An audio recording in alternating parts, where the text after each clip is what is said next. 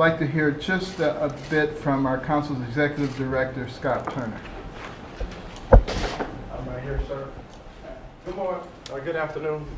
Thank you, Dr. Carson, and thank you, Mr. President, for allowing me to serve in this role, and cabinet members. It's good to see you all again. I looked up that term, revitalize. And to revitalize means to imbue with new life. It means to reinvigorate and to re-energize. And that's exactly what we've seen over these last 12 weeks. We were here 12 weeks ago tomorrow. And when the president appointed me to be the shepherd of this council. In the last 12 weeks, we've been to 21 cities. And we have a map that we're going to put up for you just for your visualization. These are the cities that we've been to, and these are the cities that we will go to, and you can look at it after a while. But I say that because we have gone around the country spreading the message of revitalization and true transformation. We've conducted over 65 roundtables, and per the President's executive order, we've convened faith leaders, education leaders, business leaders, entrepreneurs, investors, and most importantly, community people, the people that sit in the neighborhoods on the front porch that have seen the neighborhood, that know the pain and know the potential of these neighborhoods, because historically these conversations have not happened. So we convene these roundtables to have the hard conversations, to ask the hard questions, to create a sense of unity and understanding. You have investors sitting across from grandmothers from the community. You have new business owners sitting across from congressmen and senators and elected officials to talk about this community has not seen X, but it needs to see Z. And that's how it's going to transform. We talk about the spirit of the council. We talk about the spirit of the legislation. Yes, it's economic development, but it's also community development. It's social impact. So the people inside the community can thrive and remain and benefit from the revitalization that's going on in the communities. We've seen tremendous results already because of opportunity zones. And the president said that this is unprecedented. Our country has not seen this in times before from an investment standpoint, from an incentive standpoint, but also from a unity standpoint, when people who don't talk, who don't work together, who don't convene together, come together for the first time. That's America. And that's what we're seeing. And I'm so blessed and humbled. Colorado Springs only has 6 opportunity zones, but they have one of the best prospectuses that I've seen. They have 2 hotels going up in downtown inside of an opportunity zone, a Marriott and I think it's a Spring Hill Suites. That's not only going to spur economic development, but supporting operating businesses. Jobs are being created. On the west side of Atlanta, that's one of the roughest parts, if you will, of Atlanta. We were taking a tour.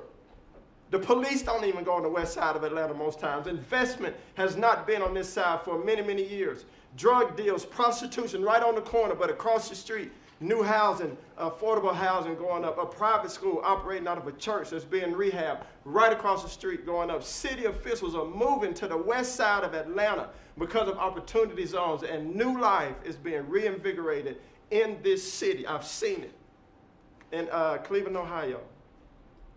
New entrepreneurs, new business, workforce training, workforce housing right across the street from each other because of the opportunity zones. It's bringing new life, it's re-energizing areas. And we've seen it with our own eyes. In Mesa, Arizona and Phoenix, Arizona, it's a great case of best practice.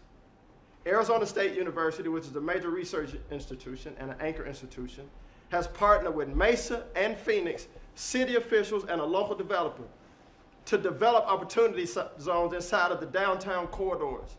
Incubator businesses, operating businesses, multifamily housing, mixed-use development going up, jobs being created, economy being spurred, hope being restored. Dr. Carson and I were in Miami a couple weeks ago. We were sitting across the table in Liberty Square, and 2 young men from that neighborhood looked at us and said, we didn't think this would ever happen where we live. This is Liberty Square. It's a tough part of town. But one of these young men worked on the project with the company that built the doors and the windows. And he says that all of his quote-unquote homeboys are now asking, when is this going to be done? How can we get involved? It's bringing new life. It's restoring dignity and hope. And as we sat here, that first meeting, that was our prayer, that dignity and hope will be restored. Long after we're gone, this will have a generational impact. That's the goal. That's the spirit And so I say that to all of you. Thank you for your work. Many of your agencies are doing a tremendous job on this council. It's a great, humbling experience for me to be the shepherd of this council.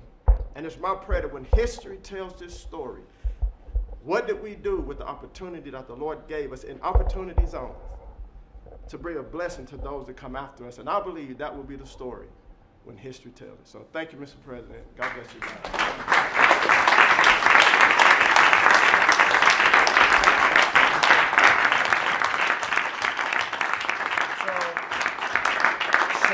As most of the people in the room know, Scott was a great football player. Not a good player, a great player. Well known for being a great player. Scott, you may be better at this. I don't know if that's an insult or not. You may be better at this, okay? Thank you.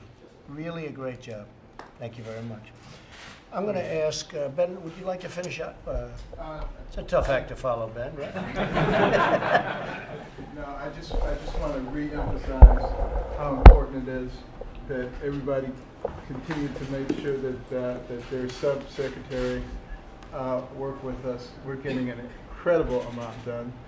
And one of the things that really encourages me about this is, you know, I go to places and the governor is a Republican, the mayor is a Democrat, congressman is a Democrat, and they're all working together. We can tamp down all this hatred that exists in our country because our country is extraordinarily strong. Nobody can bring us down from the outside. We can only do it from the inside.